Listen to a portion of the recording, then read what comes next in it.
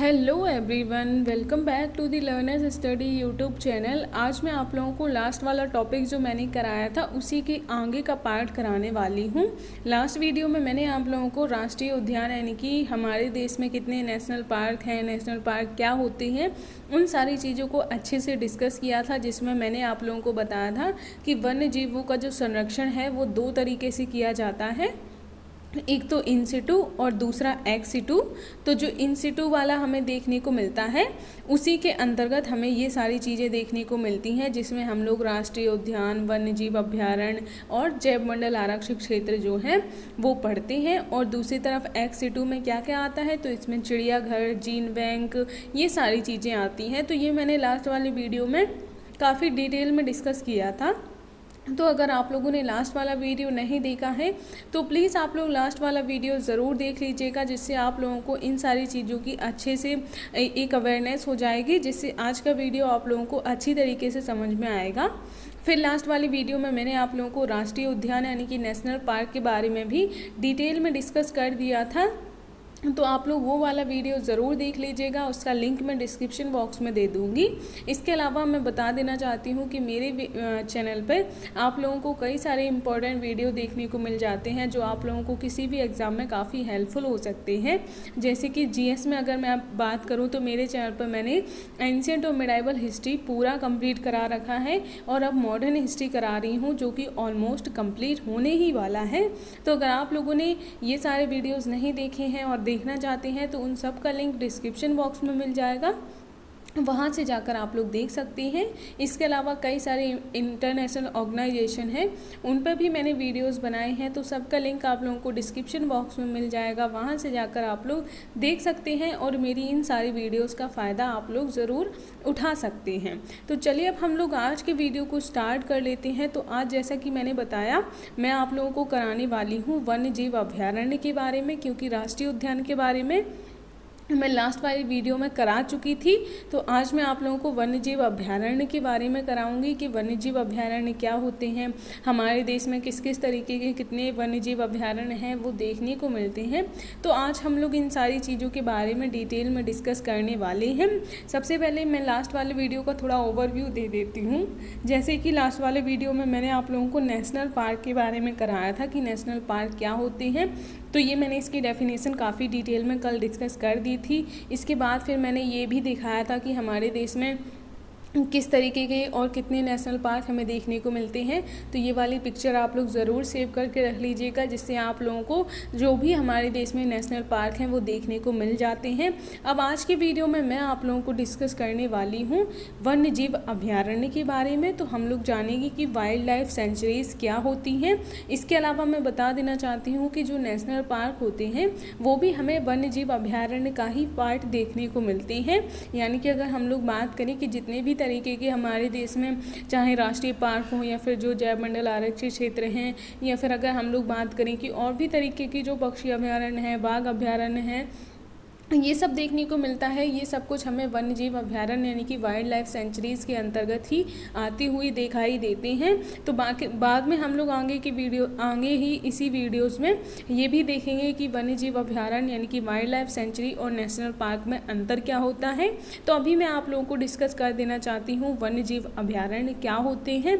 तो जैसा मैंने कल बताया था कि राष्ट्रीय उद्यान क्या होते हैं, तो राष्ट्रीय उद्यान भी मैंने बताया था कि ऐसे क्षेत्र होते हैं जहाँ पे वन्य जीवों को संरक्षित करके रखा जाता है।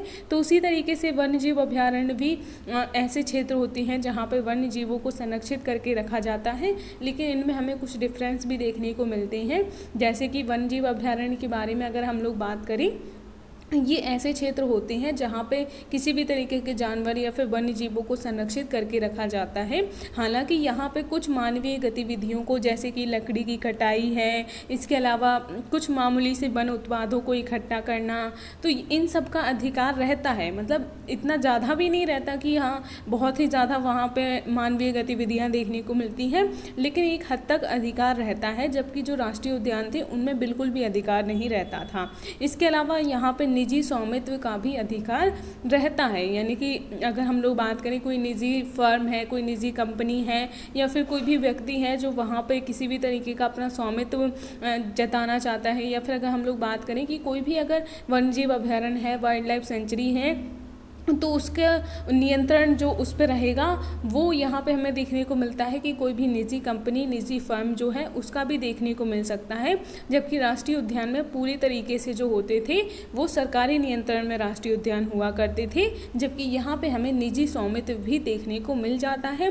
तो यहाँ पे एक लिमिट तक मानवीय गतिविधियाँ जो है उनको भी अनुमति दी गई है, यानी कि ऐसी मानवीय गतिविधियों को अनुमति दी गई है जिनसे वन्य जीवों के संरक्षण में कोई हस्तक्षेप ना हो, वन्य जीवों को कोई नुकसान ना पहुंचे। तो इस तरीके की मानवीय गतिविधियों को यहाँ पे अनुमति दी गई है। और यहाँ पे एग्जाम्पल भी यहाँ पे दिया गया है एक वन्यजीव अभयारण्य का, जो कि मुद्दुमलाई वन्यजीव अभयारण्य देखने को हमें मिल जाता है। तो आई होप आप लोगों को इसकी डेफिनेशन समझ में आ गई होगी। वन्यजीव अभयारण्य ऐसे क्षेत्र होते हैं जहाँ पे वन्य जीवों को संरक्षित करके रखा जाता है और यहाँ पे एक सीमा तक मानवीय गतिविधियों को अनुमति दी जाती है, जैसे कि लकड़ी काटना है, कुछ वन उत्पादों को इकट्ठा करना, और यहाँ पे निजी स्वामित्व का भी अधिकार रहता है। तो ये सारी चीज़ें आप लोग याद रखिएगा। अब हम लोग डिस्कस कर लेते हैं कुछ प्रमुख वन्य जीव अभयारण्यों के बारे में जो हमारे देश में देखने को मिल जाते हैं। जैसा कि मैंने बताया, वन्य जीव अभयारण्य के अंतर्गत ही राष्ट्रीय पार्क यानी कि जो नेशनल पार्क मैंने बताए वो भी आ जाते हैं। तो इस पिक्चर में आप लोग कुछ ऐसे राष्ट्रीय पार्क को भी देख सकते हैं, जैसे कि मैंने कल बताया था हेमिस जो नेशनल पार्क है वो सबसे बड़ा हमारे देश का नेशनल पार्क देखने को मिल जाता है। तो ये हमें वन्यजीव अभयारण्य भी देखने को मिलता है। बाकी जिम कॉर्बेट कल मैंने कराया था कि सबसे पुराना नेशनल पार्क हमें देखने को मिलता है, तो ये भी वाइल्ड लाइफ सेंचुरी के अंतर्गत भी आता है। बाकी यहाँ पे और भी कई दे रखे हैं, जैसे कि यहाँ पे नामदफा है, ये यहाँ पे अगर हम लोग बात करें कैविल लामजाओ, ये भी कल मैंने डिटेल में डिस्कस किया था कि ये कैविल लामजाओ एकमात्र ऐसा हमारे देश का राष्ट्रीय उद्यान या फिर अगर वाइल्ड लाइफ सेंचुरी हम लोग कहें देखने को मिलता है, जो कि यहाँ पे फुमडीज पाई जाती हैं। यानी कि ये जो है वो तैरता हुआ यहाँ पे द्वीप पाए जाते हैं। एक तैरता हुआ अगर हम लोग किसी भी तरीके का जो राष्ट्रीय पार्क है उसके बारे में बात करें तो वो कैविल लामजाओ राष्ट्रीय पार्क हमें देखने को मिलता है। तो ये सारी चीज़ें आप लोग याद रख सकते हैं। यहाँ पे और भी कई सारे दे रखे हैं, तो आप लोग उनको याद रख लीजिएगा जो न्यूज़ में हमें देखने को मिलते हैं, क्योंकि सारे राष्ट्रीय उद्यानों से तो कहीं भी क्वेश्चन नहीं पूछा जाएगा। हाँ, सबसे बड़े से पूछा जा सकता है, सबसे छोटे से पूछा जा सकता है, सबसे पुराने से पूछा जा सकता है, इसी तरीके से उनसे पूछा जा सकता है जो हमें न्यूज़ में देखने को मिल रहे हैं। तो न्यूज़ में जो है उनको आप लोग ज़रूर याद रखिएगा। बाकी यहाँ पे स्टेट वाइज भी दे रखे हैं, तो आप लोग स्टेट वाइज भी एक बार नज़र ज़रूर डाल लीजिएगा कि कहाँ पे कौन से देखने को मिलते हैं। जैसे उत्तर प्रदेश में ये हमें दुधवा देखने को मिलता है, इसी तरीके से मध्य प्रदेश में कई सारे हैं। और कल भी मैंने बताया था कि मध्य प्रदेश में हमें सबसे ज़्यादा राष्ट्रीय उद्यान देखने को मिलते हैं। वहाँ पर कितने थे तो मैंने बताया था 11 राष्ट्रीय उद्यान, जो कि हमारे देश में सबसे ज़्यादा हैं वो हमें मध्य प्रदेश में देखने को मिलते हैं। तो मध्य प्रदेश में आप लोग कई सारे देख ही सकते हैं इस मैप पे भी, जैसे वन विहार है, शिवपुरी है, पेंच है, इसी तरीके से सतपुड़ा है, और भी कई सारे हमें देखने को मिलते हैं। तो आई होप आप लोग जो है वो इस पिक्चर के जरिए थोड़े थोड़े से जो है सारे स्टेट के बारे में ज़रूर एक आइडिया आप लोग रख लीजिएगा और इस पिक्चर को भी सेव करके रख लीजिएगा, जिससे आप लोगों को आइडिया हो जाएगा। अब हम लोग कुछ इंपॉर्टेंट फैक्ट्स जान लेते हैं नेशनल पार्क के बारे में। उसके पहले आप लोग यहाँ पे भी इस पिक्चर में देख सकते हैं जो हमारे देश में फेमस या फिर अगर हम लोग कहें काफ़ी ज़्यादा जो चर्चा में रहते हैं, कुछ ऐसे वाइल्ड लाइफ सेंचुरी मैंने यहाँ पर डाल दी हैं। तो इनके बारे में आप लोग याद रख सकते हैं, जैसे कि काजीरंगा नेशनल पार्क है, बांदीपुर नेशनल पार्क है, इसी तरीके से बांधवगढ़ है, और भी कई सारे यहाँ पे दे रखे हैं, गिर हैं, और भी कई सारे जो हैं यहाँ पे आप लोग देख सकते हैं। केवलादेव घाना नेशनल पार्क है, सुल्तानपुर बर्ड सेंचुरी है। अब मैं वीडियो में आगे मैं आप लोगों को डिस्कस करूँगी कि बर्ड सेंचुरी यानी कि पक्षी अभयारण्य, बाघ अभयारण्य, वन्यजीव अभयारण्य, इन सब में क्या डिफरेंस होता है। तो ये भी अभी आगे की स्लाइड में मैं डिस्कस करने वाली हूँ। तो ये यहाँ पे आप लोग कुछ इम्पॉर्टेंट जो कुछ फेमस जो वाइल्ड लाइफ सेंचुरी हैं उनके बारे में थोड़ा थोड़ा सा याद रख सकते हैं। तो इस पिक्चर में भी मैंने ये थोड़े थोड़े से डाल दिए हैं। जिससे कि आप लोग जो है इनके बारे में थोड़ा बहुत आइडिया जो है वो रख लीजिएगा। अब हम लोग इनके बारे में कुछ इंपॉर्टेंट फैक्ट्स डिस्कस कर लेते हैं, यानी कि वन्यजीव अभयारण्यों से रिलेटेड कुछ महत्वपूर्ण बातें हम लोग जान लेते हैं। जैसे कि मैंने अभी बताया कि वन्यजीव अभयारण्य हैं, उनकी संख्या हमें बहुत ज़्यादा देखने को मिलती है। तो ये 500 से भी ज़्यादा वाइल्ड लाइफ सेंचुरी हमें हमारे देश में देखने को मिल जाती हैं, जिनमें अगर हम लोग बात करें कि 106 से ज़्यादा या फिर 106 ही हम लोग कह सकते हैं नेशनल पार्क यानी कि राष्ट्रीय उद्यान देखने को मिलते हैं। तो अभी भी मैंने बताया कि राष्ट्रीय उद्यान जो है वो भी वन्यजीव अभयारण्य के अंतर्गत ही आते हैं। तो यहाँ पे कल भी मैंने डिस्कस किया था कि हमारे देश में 106 राष्ट्रीय उद्यान यानी कि नेशनल पार्क हमें देखने को मिलते हैं। तो जो वन्यजीव अभयारण्य हैं उनकी संख्या हमें 500 से ज़्यादा देखने को मिलती है। उनमें 106 तो नेशनल पार्क ही हो गए, बाकी की 100 हद जो हैं वो हमें संरक्षण रिजर्व यानी कि कंजर्वेशन रिजर्व, और 200 से अधिक हमें कम्युनिटी रिजर्व यानी कि सामुदायिक रिजर्व देखने को मिलती है। तो इस तरीके से आप लोग याद रख सकते हैं कि हमारे देश में जो वन्यजीव अभयारण्य हैं उनकी संख्या बहुत ज़्यादा है, 500 से, या फिर अगर हम लोग कहें प्रेजेंट टाइम में तो शायद 550 से भी ज़्यादा हो चुके हैं। तो ये आप लोग याद रख सकते हैं। इसके अलावा अगर आप लोगों से पूछा जाए कि सबसे बड़ा वन्यजीव अभयारण्य कौन सा है, तो उसका नाम है जंगली गधा अभयारण्य, जो कि हमें गुजरात के कच्छ के रण वाले क्षेत्र में देखने को मिल जाते हैं। तो ये भी आप लोग इसके बारे में याद रखिएगा, जंगली गधा अभयारण्य ये हमें गुजरात में स्थित देखने को मिलता है। तो ये आप लोग याद रख सकते हैं। इसके अलावा सबसे पुराना अगर पूछा जाए कि कौन सा है, तो वो हमें चंद्रप्रभा वन्यजीव अभयारण्य देखने को मिलता है। इसे 1957 में बनाया गया था। अब ये किस राज्य में स्थित है ये आप लोग मुझे कमेंट बॉक्स में बताइएगा, क्योंकि जब आप लोग इसको जाके देखेंगे तो आप लोग इसके बारे में थोड़ी और भी चीज़ें जान पाएंगे। यहाँ पे अगर मैं एक ही वन्यजीव अभयारण्य को डिटेल में डिस्कस करने लगी तो फिर तो वीडियो बहुत लंबा हो जाएगा, इसलिए मैंने इसको डिटेल में डिस्कस नहीं किया है। इसीलिए मैं आप लोगों से कमेंट बॉक्स में पूछ रही हूँ, आप लोग ज़रूर बताइएगा, जाके चेक करिएगा कि ये किस राज्य में पाया जाता है चंद्रप्रभा वन्यजीव अभयारण्य, क्योंकि ये सबसे पुराना हमें देखने को मिलता है। 1957 में इसे बनाया गया था। तो इसके बारे में आप लोग थोड़ा सा आइडिया ज़रूर रख लीजिएगा। बाकी यहाँ पे मैंने 2 और बताए हैं जो कि अभी रामसर साइट जो है वो घोषित किए गए हैं। तो कौन कौन से हैं, इनमें हमें वखिरा वन्यजीव अभयारण्य जो कि उत्तर प्रदेश का है, और एक गुजरात का जिसका नाम खिजड़िया वन्यजीव अभयारण्य है। तो ये 2 वन्यजीव अभयारण्य भी काफ़ी इंपॉर्टेंट हो जाते हैं, क्योंकि रिसेंटली इन्हें जो है रामसर साइट का दर्जा दिया गया है। तो इनके बारे में भी आप लोग याद रखिएगा, और इनके बारे में भी आप लोग जाके ज़रूर पढ़िएगा। तो वो भी आप लोग जाके ज़रूर देख लीजिएगा, जिससे आप लोगों को काफ़ी आइडिया हो जाएगा। इसके अलावा अगर हम लोग रामसर साइट के बारे में बात करें तो रामसर साइट पर भी मैं एक डिटेल वीडियो बना चुकी हूँ। अगर आप लोग देखना चाहती हैं तो वो भी आप, उसका लिंक मैं आप लोगों को डिस्क्रिप्शन बॉक्स में दे दूँगी, वहाँ से जाकर आप लोग देख सकते हैं। बाकी अभी अगर हम लोग बात करें, हमारे देश में 75 रामसर साइट है वो हो चुकी हैं। तो उस पर भी मैंने डिटेल वीडियो बनाया था जब ये 75 हुई थी।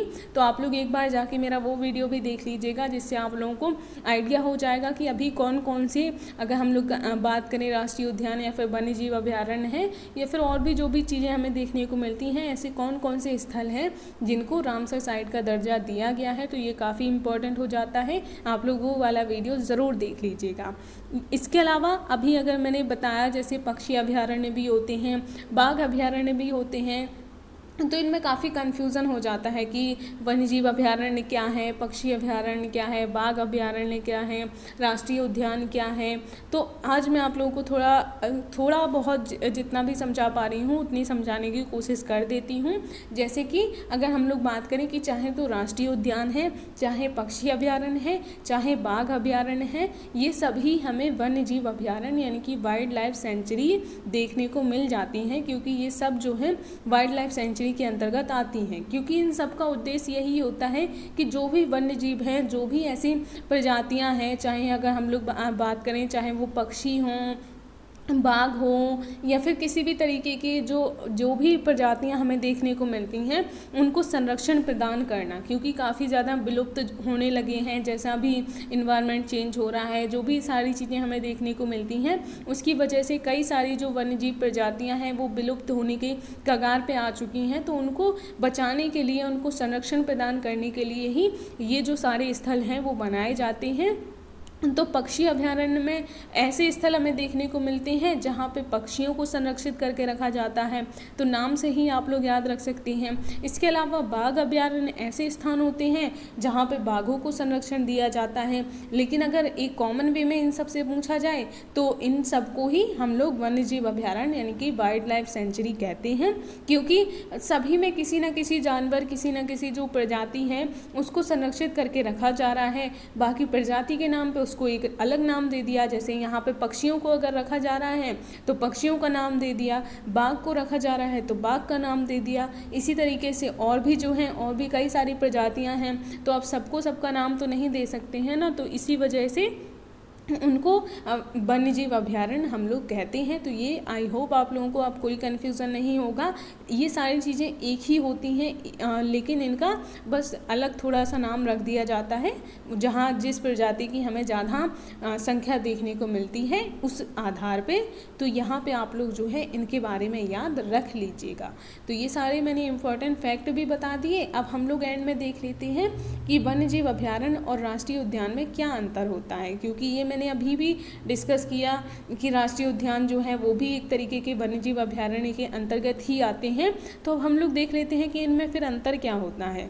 तो जैसा मैंने अभी भी बताया कि वन्यजीव अभयारण्य में हमें देखने को मिलता है कि एक लिमिट तक जो मानवीय गतिविधियां हैं उनकी वहाँ पे अनुमति दी जाती है। लेकिन राष्ट्रीय उद्यान में मैंने बताया था कि यहाँ पे जो मानवीय गतिविधियां होती हैं वो पूर्णतः प्रतिबंधित होती हैं। यानी कि अगर हम लोग बात करें कि वहाँ पे किसी भी तरीके के मानव गतिविधियों की अनुमति नहीं दी जाती है। जैसे मैंने यहाँ पर बताया कि यहाँ पर थोड़ी बहुत अनुमति दी जाती है, जैसे वहाँ से कुछ वन उत्पादों को इकट्ठा कर सकते हैं, लकड़ी काट सकते हैं, लेकिन यहाँ पे ये सब करना अलाउ नहीं रहता है।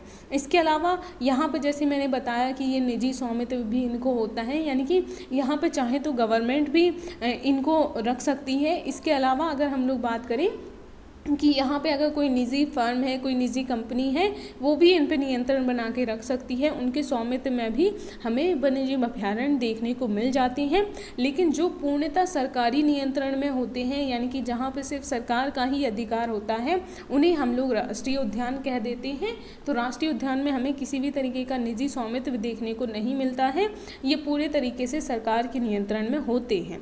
इसके अलावा IUCN जो हमें लिस्ट देखने को मिलती है, जो रेड लिस्ट हमें IUCN की देखने को मिलती है, अगर हम लोग उसके बारे में बात करें तो उसके अकॉर्डिंग राष्ट्रीय उद्यान जो है वो IUCN की जो लिस्ट सेकंड है उसमें आते हैं, जबकि जो वन्यजीव अभयारण्य है वो इसकी लिस्ट 4 में आते हैं। तो अब IUCN क्या होता है, IUCN ने किस तरीके से वन्य प्रजातियों को डिफाइन किया है, उन पर मैं अलग से एक वीडियो बना दूंगी, तो उनके बारे में भी आप लोगों को कोई कन्फ्यूज़न नहीं रहेगा। तो आई होप आप लोगों को अब राष्ट्रीय उद्यान और वन्यजीव अभयारण्य में कोई कन्फ्यूज़न नहीं होगा। राष्ट्रीय उद्यान भी एक तरीके के वन्यजीव अभयारण्य ही होते हैं, क्योंकि इनमें भी, और चाहे अगर हम लोग बात करें, दोनों में वन्य प्रजातियों को ही संरक्षण प्रदान किया जाता है। लेकिन जो पूरे तरीके से सरकार के नियंत्रण में होते हैं और वहाँ पर किसी भी तरीके से मानव गतिविधियों की अनुमति नहीं दी जाती है, उन्हें हम लोग राष्ट्रीय उद्यान कह देते हैं। और जहाँ पे निजी स्वामित्व भी होता है और एक लिमिट तक वहाँ पे मानवीय गतिविधियों की भी अनुमति होती है, तो उन्हें हम लोग वन्यजीव अभयारण्य भी कह देते हैं। बाकी वन्यजीव अभयारण्य भी हमें कई तरीके के देखने को मिल जाते हैं। जैसे जहाँ पे से पक्षियों को संरक्षण दिया जाता है तो उन्हें पक्षी अभयारण्य कहते हैं, और जहाँ पे से बाघों को संरक्षण दिया जाता है तो उन्हें हम लोग बाघ अभयारण्य कह देते हैं। इसी तरीके से जो और भी वन्य प्रजातियाँ हैं उनको जहाँ पे संरक्षण दिया जाता है तो उसे ओवरऑल अगर हम लोग बात करें तो उन्हें वन्यजीव अभयारण्य यानी कि वाइल्ड लाइफ सेंचुरी जो है वो कहते हैं। तो आई होप अब आप लोगों को इनसे रिलेटेड कोई भी कन्फ्यूज़न नहीं रहा होगा। तो आज का वीडियो कैसा लगा ये कमेंट बॉक्स में ज़रूर बताइए, और जितनी भी साइट्स मैंने बताई हैं उनके बारे में भी आप लोग जाके एक बार खुद से पढ़ के देख लीजिएगा, जिससे आप लोगों को उन साइट्स के बारे में थोड़ा बहुत आइडिया हो जाएगा। उनके बारे में तो ज़रूर याद रख लीजिएगा जिन्हें अभी रामसर साइट जो है वो डिक्लेयर किया गया है। तो रामसर साइट पे मैंने वीडियो बनाया था, उसमें भी आप लोग जाके देख सकते हैं, जिससे आप लोगों को सारी जो भी रामसर साइट अभी ऐड की गई हैं उनके बारे में आइडिया हो जाएगा।